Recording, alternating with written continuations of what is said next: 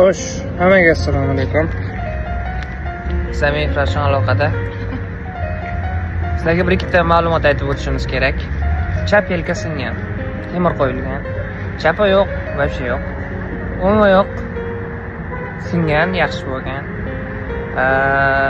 Ko'z 80% zreniya yetkazib berib, qaytib hozir yaxshi bo'lgan, 50%cha bor. Yorug'lik yomon hozir. Yana o'ng bo'yinda kateter bor. O'ng qo'l fristollar uchun operatsiya qilindi. 5 ta chok tushgan. Yana nima? Yana mayda chidalar bor hali. Hammasi bor. Va bularni hammasini yengib yaxshi ketishimga eng katta sabab bu oilam. Ayolim, onam, dadam, farzandlarim. Shular sabab kuch topib, men hozir oyoqqa turdim, aniqroq aytganda.